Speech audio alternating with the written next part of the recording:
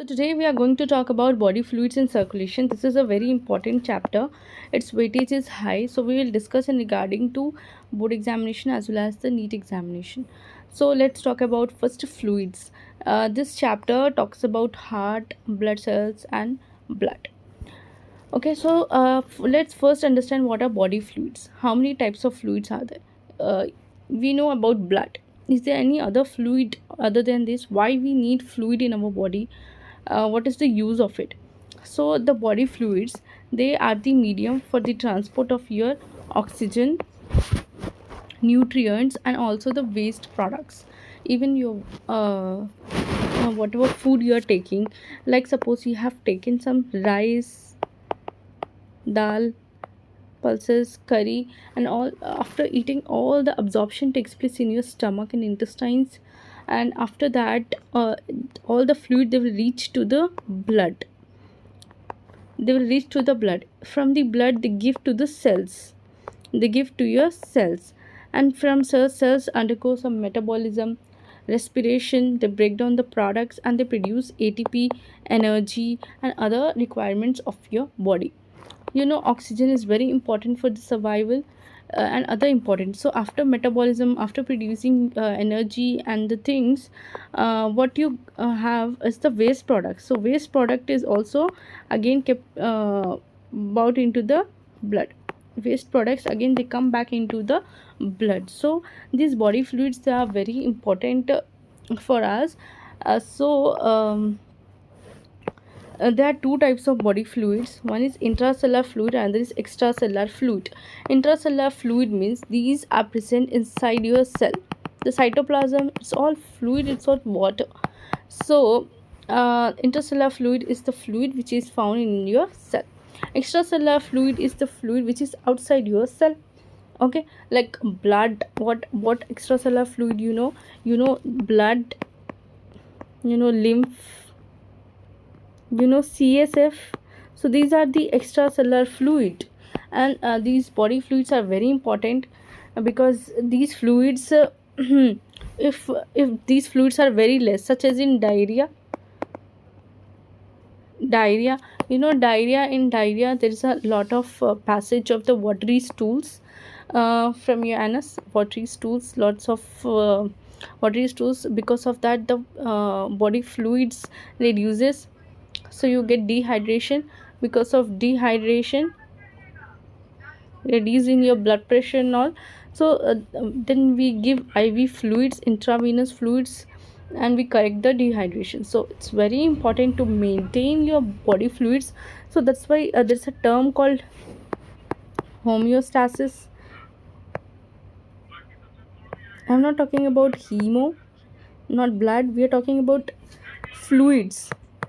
Homeostasis is the maintenance of the balance of the body fluids in your body. Okay, so these are the things. Now let's talk about blood. Blood is the most important body fluid we know. So it's a fluid connective tissue, as you have read in your chapters about the connective tissue, about different types of tissues in our body. So blood is a fluid connective tissue. It's composed of fluid matrix. It is a fluid matrix. So other connective tissue, they have a collagen matrix, some other matrix, but blood is only the connective tissue which has a fluid matrix. If you get question like what is the connective tissue which have fluid as the matrix, as the filling substance, matrix and filling substance is the blood. Blood is the fluid which have fluid matrix. Okay, so blood, it consists of some components like plasma and blood corpuscles. Corpuscles are the blood cells, corpuscles are cells. So blood cells and plasma. So blood, it has 30 to 35% of ECF. ECF is nothing but extracellular fluid. Blood, it consists of the 30 to 35% of extracellular fluid, means plasma, means water. Okay, it is slightly alkaline fluid having pH of 7.4. Your urine is acidic, your blood is slightly alkaline because of presence of the carbonates, bicarbonates. So your blood is alkaline. Your blood is not acidic, your blood is alkaline. Okay, let's talk about the the components of the blood in the form of a flow chart. Okay, so here is the flow chart. So let's see. So this is the blood consists of the formed elements, that is the blood corpuscles and the plasma. So plasma, it consists of water, proteins, minerals, ions, vitamins. So plasma consists all the, so blood consists of the formed elements. Formed elements are nothing but blood cells, erythrocytes, leukocytes and thrombocytes. So erythrocytes are the RBCs.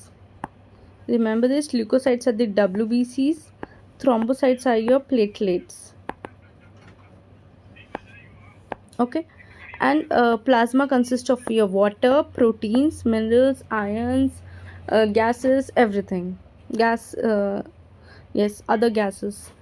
Okay, carbon dioxide majority present in the plasma, not in your RBC. Okay, so these are the formed elements. Formed elements are three. What are the formed elements? Once again, I will write and show you, because what, and you also write in your notes if you're making, so it's better to make. So blood, it consists of what? It consists of formed elements. What are formed elements, ma? Formed elements are what? WBC, RBC, platelets, and that is plasma. Plasma is the fluid. Okay, formed elements are the cells, plasma is the fluid. So plasma, it consists majority of water, it consists of proteins, nutrients. Okay, for formed elements, ions, bicarbonate, sodium, potassium, all these are present in your plasma. Formed elements, they're floating in the plasma. Okay, formed elements are what? RBC, WBC, other is platelets. So these are your formed elements. There are three formed elements: RBC, WBC, platelets. Okay, so these are the formed elements. RBC are red in color. RBC, these are red in color. WBC, white in color. We can't show white here, that's why I'm showing yellow. Don't think. Okay, platelets also, they have no specific color like that. Okay, so platelets, so these three formed elements are there. Plasma is a straw color fluid. Okay, straw color fluid, it's a straw color fluid. Okay, so this is the thing, try to remember this. Let's talk about next. Plasma is a straw colored fluid. It's a straw colored fluid.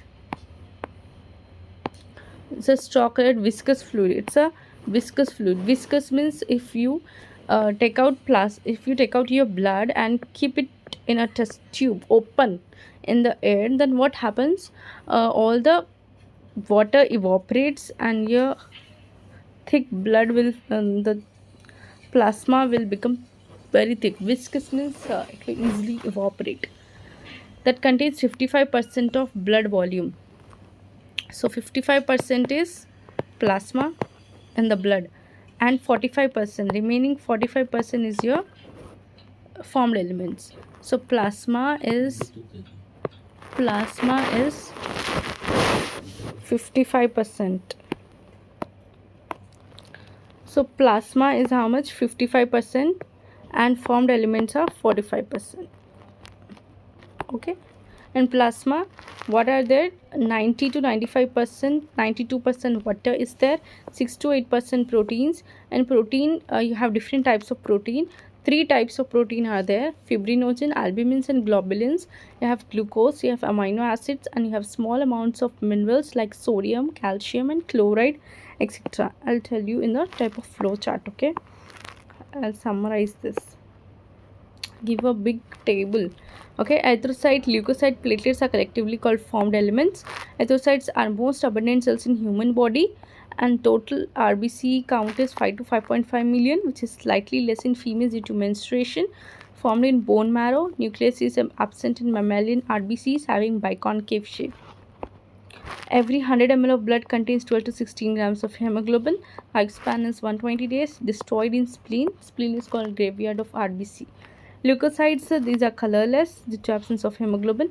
6,000 to 8,000 of WBCs present in each ml of blood. These are the different types of WBCs, granulocytes and agranulocytes. Now I'll tell you in the form of a flowchart. Okay, so see here. Let me erase this. So you have blood.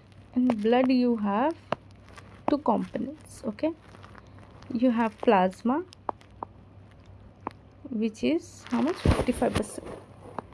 55% is your plasma, and your formed elements are how much? 45%. Plasma is a chocolate fluid. Chocolate fluid means I showed you this color, no? This type of color is the this type of color. It's chocolate fluid. Okay, it's a chocolate fluid. It's chocolate fluid. Plasma is a chocolate fluid. So it have 90 to 95% water, and remaining it have proteins. Proteins are three types. Okay, try to learn now itself. Proteins are three types. I'll explain you in detail. Okay, fibrinogen. We'll talk about fibrinogen later in this chapter. Now I'll give you brief. Fibrinogen, albumin. I'll tell you how albumin is very important, and globulin. So there are three types of proteins. Okay, this is the basics which you should know. Okay, fibrinogen is a helping in formation of blood clot. When you fall off and when you get injury on your hand, leg, skin is bruised, skin is cut off, so after a few days, 1 or 2 days, you will find that there is some red color, something is formed. So these is formed by your fibrinogen. Fibrinogen is the inactive form. It is activated by some clotting mechanism, which will be talking about it. And this fibrinogen is converted into fibrin, and fibrin forms the blood clot. Okay, next talking about albumin. Albumin is the protein, and this protein is very important for maintaining your blood homeostasis also. And this albumin, it helps in your filtration also. So kidney, urine filtration, blood filtration, formation of urine, you will see that albumin is not found in your urine. If it is found in urine, means there is some issue with your kidney, and which is not able to function properly, and you are getting albumin in urine. So albumin should be present in the blood, not in the urine. Okay, I will say you detail about this again later. Albumin helps in if there is deficiency of albumin, then there is a fluid retention in your body, which leads to swelling. If there is reduced albumin, it will cause swelling in your body. It will cause a swelling of legs, feet, abdomen. Okay, I'll tell you the clinical parts about it later. Globulin are the IgG, IgA. These are immunoglobulins. These are globulin proteins. So there are three and there are five types of globulins, immunoglobulins, because they help in globulins, they help in immunity. They are called immunoglobulins. So you can remember by the mnemonic gamed: G, IgG, IgA, IgM, IgE, IgD. Okay, So delta, gamma, alpha, penta, all that are there, we'll discuss later. So this is about plasma. Plasma consists of mostly of water and remaining proteins, and also ions. Ions are also there. Ions are also there. Ions are there. So these ions, they also help in maintaining the pH of your blood. Bicarbonates are there, HCO3 minus. Chlorides are there, sodium is there, potassium is there. Sodium, potassium are very important in maintaining your blood pressure. Bicarbonates, chloride, these are important for maintaining your blood pH. If your blood pH is down, if it is less than 7, is if it is around because the blood pH is around 7.4 as given in the text. So blood pH maintenance is very important. If there is less pH, means your body is having acid, carbon dioxide accumulation, because carbon dioxide gas is acidic in nature. It means your body is depriving of oxygen. Less oxygen is there and more carbon dioxide is there, and if more carbon dioxide is there, cells will not get oxygen properly and they will die. So pH of the blood is very important. So in this slide we have discussed about plasma, blood pH. Okay, all the practical points I'll tell you later. Okay, now talking about the formed elements, let's take some black color. Formed elements are nothing but your blood cells.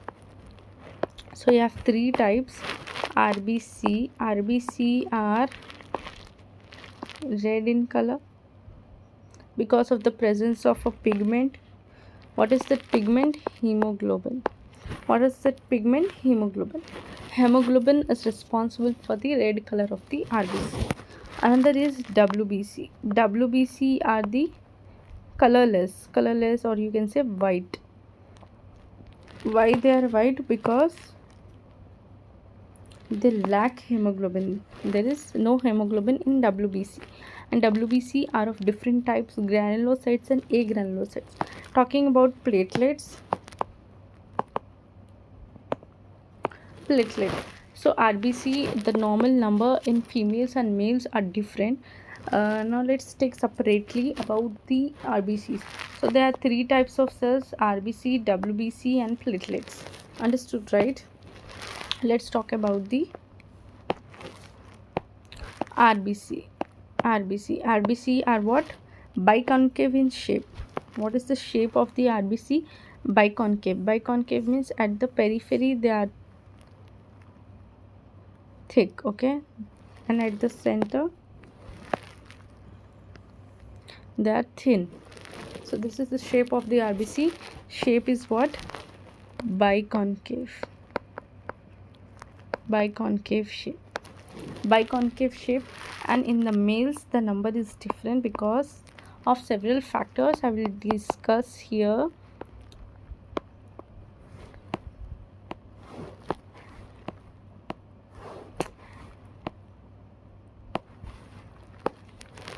Okay, I'll discuss here. So in males and females the RBC count is different.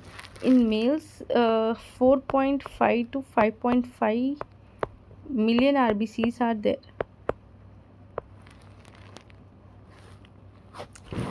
Sorry, yeah, 4.5 to 5.5 million. In female 4 to 4.5 million RBCs. We have millions of RBCs.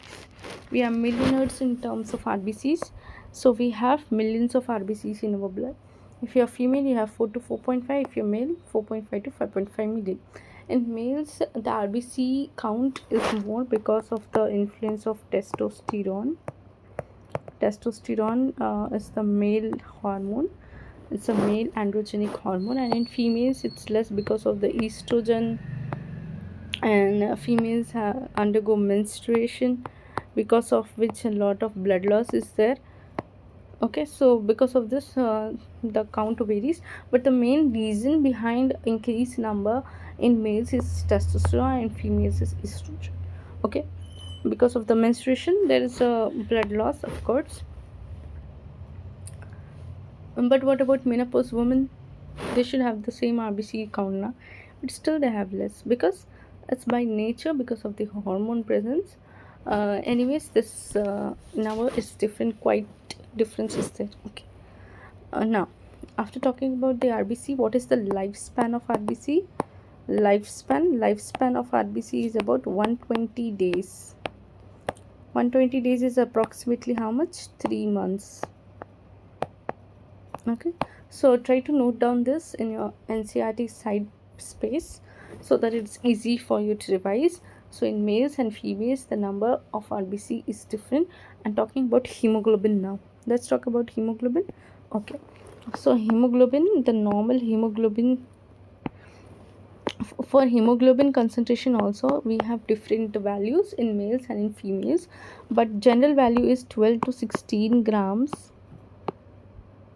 12 to 16 grams of hemoglobin is there, of course, per 100 ml of blood. We are talking about 100 ml of blood. Okay, 12 to 16 grams of RBCs. So in females the RBC is again, the hemoglobin is again less, since RBC is less, and in males hemoglobin is more. So for females we take 12 to 14 as normal, and in males we take 13 to 16 as normal. Okay, so what is the, what happened? Okay, my pen. So what is there in males and females, this hemoglobin is also different. Talking about the functions of hemoglobin, hemoglobin has a role in transport of gases, oxygen and carbon dioxide. Okay, and hemoglobin has highest affinity for carbon monoxide, then carbon dioxide, and then oxygen. Okay, this is the affinity of hemoglobin. Note it down, it's very useful. Later I will talk about carbon monoxide poisoning. Carbon monoxide poisoning, will talk about this. Hemoglobin has 100 times more efficiency, 500 times, I think 100 to 500 times, it's there in your second year NCRT, affinity for carbon monoxide than for oxygen. But still, in general, we all take oxygen and carbon dioxide, and hemoglobin transports oxygen. And from where to where hemoglobin is present in your RBCs. So RBCs, they transport oxygen from your lungs to your blood cells. Okay, and carbon dioxide from your cells to your lungs to expel it out. Okay, this is the function of hemoglobin. It also helps in the buffer. It also helps in your buffer maintenance. Okay, buffer maintenance, hemoglobin helps in the buffer maintenance. Okay, so these points are enough. This is the function of RBC. And RBC, let's talk about something about where RBCs are manufactured and where they are thrown after their work is over. Okay, so RBC, these are manufactured, means these are produced, in bone marrow. I'm writing BM for bone marrow. So these are produced in the bone marrow. Bone marrow are nothing but your bones, and these bones, this bone marrow they have some empty space inside which is filled with fat, and this produces lots of RBCs. Okay, and this is under the influence of the hormones like erythropoietin. I think you know regarding it. Erythropoietin is write in the comment section who produces erythropoietin, where erythropoietin is produced. This is your homework. Tell me where erythropoietin is produced. So for those who don't know, erythropoietin is produced in kidney. Okay, kidney produces erythropoietin, which helps in the production of RBC, which stimulates bone marrow to produce RBC. Another stimulus for the bone marrow to produce RBC is hypoxia. Hypoxia means reduced oxygen in your blood. also stimulates the production of RBC. One interesting fact I will tell you, that have you seen the people who live in hilly areas or in the Himalayan hills, Himalayan mountains? They are very red. If you see them, their face is very reddish, like as if they have they have applied lots of blush. But it is because they are living in the hilly areas. Their uh, oxygen is reduced in the blood, because of which there is hypoxia. Is hypo means less, oxia means oxygen, so there is less oxygen in the blood, which stimulates your bone marrow to produce more of RBCs. That's why these people, they look very red to you, pinkish red. Nepali and that hilly areas, the people those who live in hilly areas, they look red to you, pinkish to you, because their bone marrow is producing more oxygen. Even if you leave there you'll get hypoxia, and you will produce. And after manufacturing, the RBCs are then thrown into spleen. Okay, the RBCs, they are thrown into spleen. So in spleen, so if you talk in spleen, the spleen is a very important organ. It helps in the destruction of RBC. It destroy the RBC, and after destruction of the RBC, RBC is having hemoglobin, and hemoglobin is having heme part and the globin part. Heme part and the globin part. The globin part is the protein, and this protein is utilized for next production of a hemoglobin. But this heme part, it contains iron. Okay, it contains iron. This iron is utilized, this protein is utilized for producing new hemoglobin, and the heme is converted into biliverdin. Biliverdin is green color pigment. Okay, and this biliverdin is produced into bilirubin. Are you getting some clue? Biliverdin is converted into bilirubin. These all happen in your liver. These all happen in your liver. Your liver produces all this, and this bilirubin is then come in your urine and stool. Okay, again it is broken down further, and some part will come in the urine and some come in the stools. Okay, so these are the important points what I have tell you. This is extra knowledge, not to remember much, not to stress, but if you understand, it's good. If Because if you're preparing for NEET, means you have a goal to do further biology, right? So now let's talk about WBC. As I have said, WBC, they are of two types. There are two types. There are granulocytes and agranulocytes. What do you mean by granulocytes and what do you mean by agranulocytes? First, let me tell you trick. What are these? How to remember? Eosinophils, basophils, neutrophils, agranulocytes, leukocytes, monocytes. So if you see, these are phils. Eosinophils, phils, basophils, phils, neutrophils, phils. These are granulocytes. Okay, leukocytes sites is there. Leukocytes, monocytes. Okay, these are sites, granulocytes. So now let me tell you, what does it mean? Granulocyte means they have some granules. Can you see this? Can you see this? They have some granules. They have some granules, and can you see the nucleus of this eosinophil? It is looking headphone shape. Have you seen headphone shape? What you keep on your ears and listen music and classes. So these are headphone shaped, isn't it? Isn't it? Does it look like it? And it have some granules, some dot granules, some dot particles in its cytoplasm. These are called eosinophils. So that's why it is called granulocyte. If you see this basophils, it also have some dot particles in it. So it is a granulocyte. Even for neutrophils there is dot dot particles. And can you see the nucleus, how many lobes are there? These are three lobes. Can you see these lobes? There are three lobes in the neutrophil. Okay, so this is the neutrophil. It also have dot dot. So these three they are called granulocytes because they have granules in the cytoplasm. Granules means some particles in the cytoplasm. But if you see these lymphocytes, they don't have any dot dot particles in the cytoplasm. Can you see this nucleus, how it is looking? Monocytes nucleus. And these are lymphocytes. So lymphocytes you have actually lymphocytes are B lymphocytes and T lymphocytes. And a granulocytes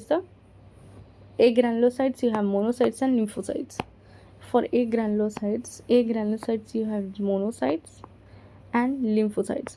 Lymphocytes are two types: B lymphocytes because they mature in the bone marrow, and T lymphocytes because they mature in the thymus. Now what is this maturation? Let's talk. So as I have said, the RBC they are produced in the bone marrow. Similarly, WBC also, all the blood cells, even platelets, RBC, WBC, platelets, all are produced in so-called bone marrow. So-called bone marrow, all the blood cells formed elements are produced. So RBC is also produced in the bone marrow. WBC also produced. Platelets are also produced in the bone marrow. After, so for WBC, for lymphocytes especially, for lymphocytes, they are born from the bone marrow. But some of the lymphocytes they go to the thymus. Thymus is a uh, thymus is a gland in your chest, okay, in your thorax, in your chest. Thymus is a gland, and there some of the lymphocytes they go to thymus, so they mature there, so they are called T lymphocytes.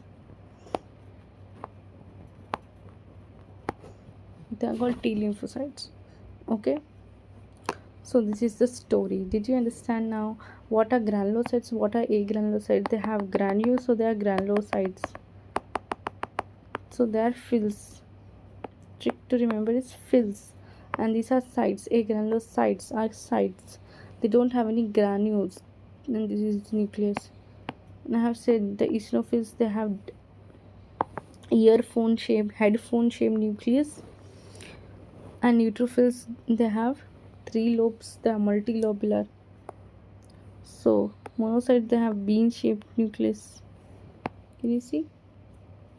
Now let's talk about each cell. So basophils they secrete histamine, serotonin, and heparin that are involved in inflammatory reactions.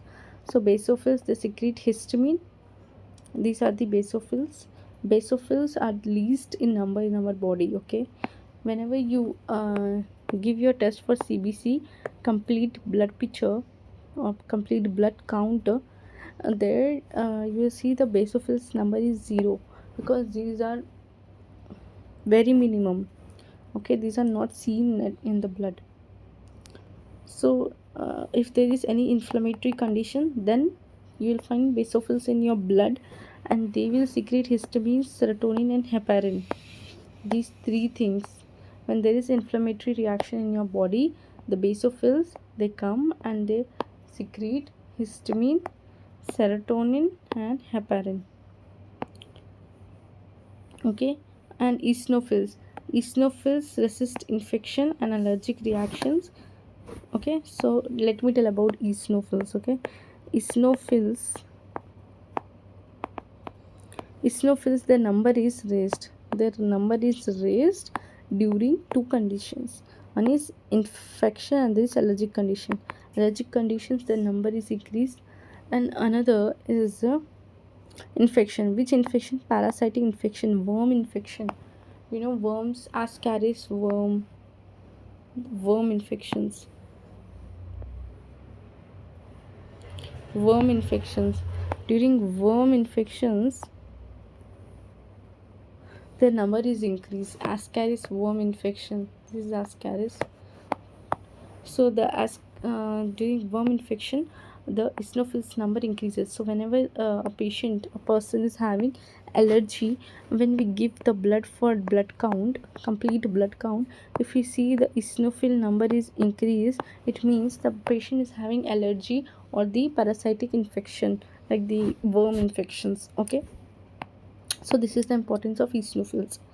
Now let's talk about B and T lymphocytes. B and T lymphocytes, these are helping in your immunity. Okay, these are helping in your immunity. When you have infection, the number is increased. These are responsible for the immune responses of the body. Okay, now let's talk about thrombocytes. Thrombocytes is nothing but platelets. Platelets are cell fragments produced from megakaryocytes. Megakaryocytes are nothing but a type of cell in the bone marrow, and when these megakaryocytes they cut off and they produce the platelets, and these platelets are very important for the blood clotting. Okay, so in our body there is 1,50,000 to 3,50,000 platelets in 1 ml of blood. In 1 ml of blood you have 1,50,000, 3,50,000, and platelets are involved in clotting or coagulation of blood in case of injuries. When you get cut or when you fall off and you get some injuries, platelets help to stop the bleeding from your body. Okay, so platelets are important. That's why have you heard about decrease in platelet count during dengue? I'll tell why, what, everything I'll tell you. But first, let's recap about the numbers. So, erythrocytes, if you see erythrocytes, you have 5 to 5.5 million RBCs in your blood. Okay, in your blood, you have 5 to 5.5 million RBCs. The number is different in males and in females. Okay, and 6,000 to 8,000, but 6,000 to 11,000 is the actual number what we study in physiology and pathology. This is the actual number. 6,000 to 11,000 WBC are there. If the WBC number is more than 11,000, it means you have infection, and if six less than 6,000, it means you have something wrong with your bone marrow. Your bone marrow is not working properly. And platelets, you have 1,50,000 to 3,50,000. Okay, platelets help in blood clotting. Okay, coagulation and clotting of blood. So this is about the formed elements, plasma and all. So I have taken a lot of time, but I think I have included all the important points. Okay, so I have included all the important points regarding it. And one more, I was going to tell you about dengue, right? So let me teach you about dengue. Okay, so let me tell you about dengue. So dengue is a viral infection. Okay, it's a viral infection. The mosquito is having the mosquito has taken virus from some other patient, some other dengue patient, and it has transmitted to another new patient. Okay, so it is a then mosquito is carrying virus in it. So this virus, dengue virus, it is a virus. Okay, so what it does, it lowers your it make you sick. Fever is there. The fever is so severe, and you have joint pains, you have back pain. So it is also called break bone fever, haddi tod bukhar. So it's a very serious problem. But for different patients it has different depending upon different factors. Some patients just have fever and something, some patients have bleeding, severe fever, and some patients they have severe shock means fluid loss is more, the bp pulse everything is down. So that different stages of dengue. So the platelets count there, their platelets count is decreased, and if the platelet counts it decrease about 30,000, 60,000, 50,000, 30,000 like that, then there's a lot, there is chance of bleeding. So bleeding will be there. Bleeding, where bleeding? When the patient vomits, there will be blood. In stools, in your washroom stools, blood will be there. If the bleeding is in your upper gi means your stomach, esophagus, that in your stomach, basically stomach and duodenum part. And if the bleeding is in your lower gi, if the bleeding is in upper gi, the stools will be dark in color, dark color stools, black color, dark brown color, black color stools. And if it is lower gi bleeding, means your intestines, your large intestine, small intestines are involved, then there will be fresh blood will be there. So this is the extra knowledge what I'm giving. Dengue fever have different stages. Some have just mild fever and they recover. Some have severe bleeding because there is loss of platelets, and due to less platelets there is no blood clotting fails. And because blood clotting is failed, the patient has blood in vomiting, blood in urine, blood in stools. Okay, in for even for small cut there will be lot of bleeding. Why because the platelets are not there for clotting, for forming the blood clot. So stools and dark color stool, if there is bleeding in the upper gi means your stomach and duodenum, then the stools will be dark black in color. And if the lower gi bleed is there, then there will be fresh blood. So this is about dengue. And dengue is a viral fever, so it do not have any specific drug. Okay, we just manage it by giving fluids, supportive treatment for vomiting, pain, fever, but we don't have any specific drug. Like for malaria we give primaquine, chloroquine, all that.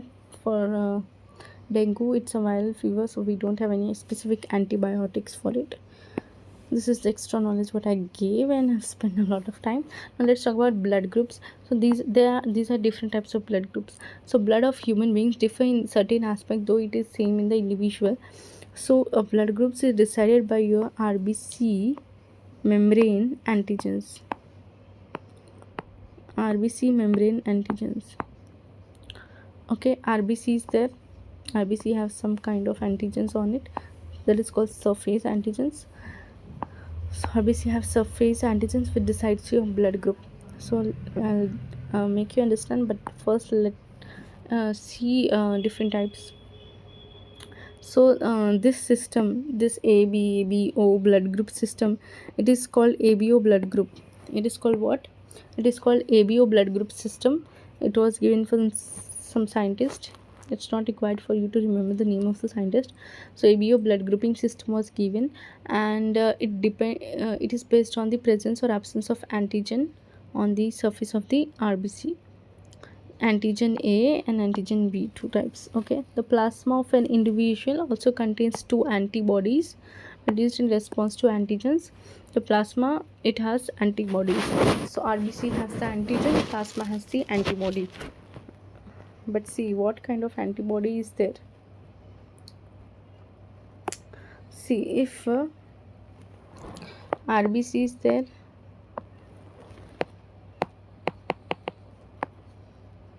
RBC is there. So this is the RBC. Okay, so the RBC, it is having some antigen.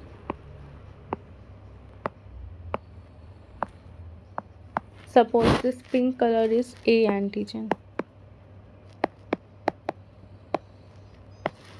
Okay, one more RBC is there.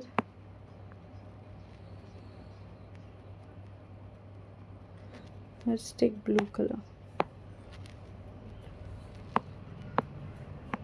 This is B antigen. This is what? B antigen. And one more RBC is there.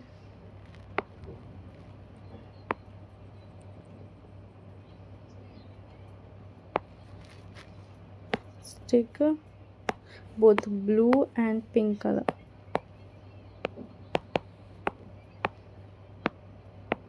A and B, both antigen are there. So this A antigen, B antigen, here both A and B antigen are there. A and B antigen both are there. Okay, so the RBC having some antigen on it. So what about plasma? Plasma has what? It has antibody. If the plasma has a antibody, antibody means against the antigen, the antigen is A, and if the plasma is having antibody A, then what will happen, the antibody, it will go and bind it and it will destroy the antigen. That's why nature knows this. So what nature did, for A antigen, the plasma has B antibody. The plasma have what? The plasma have B antibody. The plasma have what?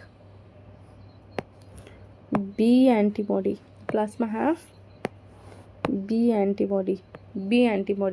So it cannot go and destroy the A antigen. For similarly, if the RBC have B antigen, then plasma has A antibody, so that it cannot destroy it. A antibody. But what about if the antigen on the RBC is A and B both? Then plasma do not have antibody. Plasma do not have antibody itself. There is no antibody, because if there is B antibody, then it will go and destroy to the B antigen. If there is A antibody, it will go and destroy the A. So there will be RBC will be destroyed in that person. So for that person, there is no antibody in the plasma. Okay, understood? For some people, there is no antigen. This antigen is not there. So they are called O. So that's why we give 0 or O antigen. So that's why for O antigen we have both A and B antibodies, because it will not destroy the RBC antigen, because there is no antigen itself. If there is antibody in the blood, nothing will happen. Okay, so this is the thing.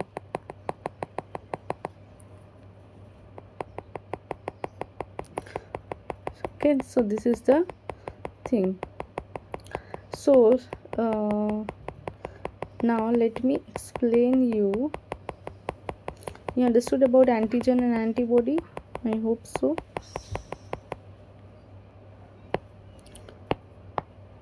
So this is what? This is your RBC, and here you have some. You don't have here antigen. No antigen is there. There is no antigen. AG I am writing. AG is antigen. So there is no antigen. If there is no antigen, means if there is no antigen, no problem. Both A and B antibodies, AB for antibodies, can be there in the plasma, because here no antigen. So in the plasma of that person, there is A and B both antibodies. Understood? I hope you understood. Let me revise. So you have RBC. On the RBC you have some antigen. If this is A antigen, suppose pink, I have given color code as A antigen. If there is A antigen on that RBC, the person should not have A antibody in the blood, because if A antibody is there, it will go and destroy the A RBC. So that's why there is no A antibody in the person's blood. There will be B antibody. So B antibody, it will not destroy the A antigen on RBC. Okay, if B antigen is there, let me tell first that any person, he can have either A antigen, or he can have either B antigen, or he can have both antigen, or he can have no antigen. So this is the possibilities. All at a time is not present in a single person. It is present in a population. Suppose in your class or in your family, in your family, not in your class, in your class, your blood group is A. Suppose your blood group is A. Your blood group is A. Your friend might be having B blood group. Other friend will be having AB blood group. Other friend might be having O blood group. But at a time you don't have all these blood group. You have either A, or you have either B, or you have either AB, or you have either O. Okay, any one of it out of 4 blood groups. Okay, so A blood group means you have A antigen on your RBC. It means you don't have A antibody, you have B antibodies. Which antibodies you have? B antibodies, because B antibodies cannot destroy the A antigen. That's it. If your blood group is B, if your blood group is B, means you don't have B antibody, you have A antibody. If your blood group is AB, it means you don't have any antibodies in your blood. If your blood group is O, means you have both antibodies, both A and B antibodies you have in your blood. Okay, I think you understood. Now let's go to this table.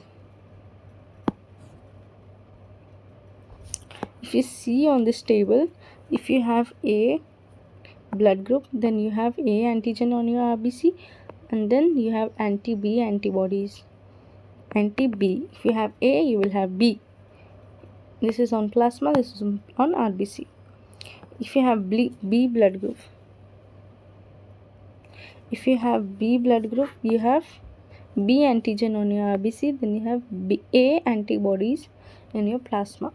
If you have AB blood group, you have A and B both antigens but no antibodies in your blood. If you have O, you have both antibodies on your plasma but no antigen on your RBC. So antigen is present on RBC and antibody is present in your plasma. Because I said plasma have globulins. Globulins are nothing but your antibodies. So now let's talk about donation. So who is universal donor? Donor means I can give my blood to anybody because I don't have any antigen on my RBC. If I don't have any antigen on my RBC, if there is no antigen on my RBC, then whatever the recipient means who is taking the blood, who needs blood is the recipient who needs blood. Whatever, irrespective of whatever antibody he is having, if he is A blood group, he will have B antibodies. If he is B blood group, he will have A antibodies. So, but for O blood group, he don't have any antigen. So, for O blood group, he don't have any antigen. If no antigen on his RBC, then these antibodies will not destroy the antigen. Okay, so that's why O blood group is universal donor. Talking about AB blood group, AB blood group means universal recipient because it don't have any antibodies in its blood. He can receive anyone's blood. He can receive anyone's blood. Okay, so this is the thing. But not only one ABO blood group. This is the ABO blood group. This is ABO blood group. Whatever we discussed is ABO blood group. This is ABO blood group. And the blood group system is RH grouping system. We have so many blood grouping systems, but main ones are ABO blood group and RH blood group. We have Bombay blood group also, but main is ABO and RH. RH blood group, it has RH antigen. It has RH antigen on its RBC surface. Not A, not B, RH antigen. And RH word came from the rhesus monkey because the scientist first he saw this type of antigen on the RBC of a monkey, that is rhesus monkey. Understood?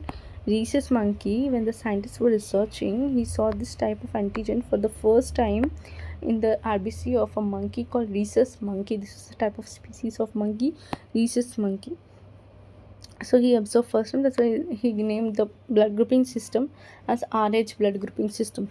Okay, so these are Rh antibodies on the RBC, and majority of individuals, about 80%, they have this Rh antigen. So such people are called Rh positive. Rh positive because they have the antigen, they are called Rh positive. And those in whom this antigen is absent, they are called Rh negative. So 80% people, they have Rh antigen, they are called Rh positive. They don't have Rh antigen on their RBC, they are called Rh negative. Now let's talk about important topic, and then we'll stop here.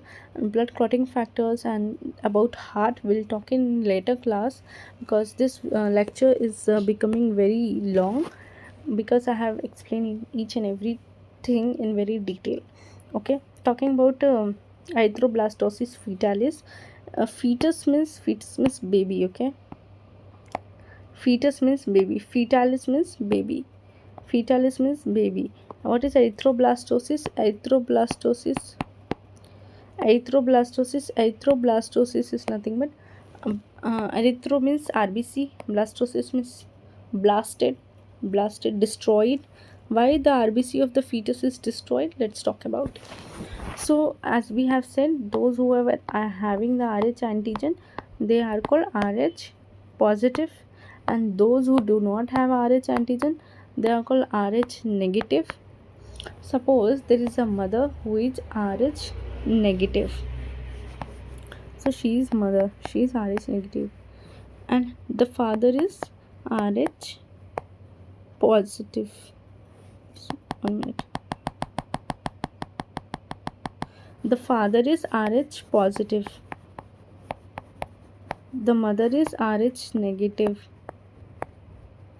The mother is Rh negative. Mother do not have the Rh antigen, which is very rare, and father he has Rh antigen on it. Okay, now since the positive are dominant, so the baby, the fetus, the baby will have Rh. 1 minute. Okay, so the baby will have Rh positive. The baby will have Rh positive. Understood? The mother is Rh negative. She don't have antigen, Rh antigen on her RBC surface, RBC membrane surface. She don't have Rh antigen. That's why she is called Rh negative mother. Since the father is having Rh positive, that's why he is called Rh positive father. So their baby, their baby is having antigen on the RBC membrane. So the baby is called Rh positive. Now the baby is in the mother's womb, right? The baby is in the mother's womb. The baby is in the mother's womb, and when the baby is delivered for the first time, when this couple is getting pregnant, the mother, when she is delivering the RS positive baby, the chorion and the placenta all will be at the time when there is separation of these chorion and placenta from the baby and mother. At the time, some of the blood leaks into the mother's body. The baby's blood, is here Rh positive, is leaking into the Rh negative mother, because of which the mother is getting the exposed to the Rh antigen for the first time. The mother is getting exposed to the Rh antigen. Because she is getting exposed to the antigen, now the mother, she will produce antibodies. Against this Rh positive antigen. Understood? Now when she's producing the antigen against, when second time she gets pregnant, second child is in the womb, is second child is in the womb, the second child is in the womb. At that time, these antibodies are small antibodies. These are called IgG antibodies. They can easily cross the placenta, so they cross the placental barrier, and these antibodies, they destroy the fetal RBC, because the RBC of the fetus is Rh positive.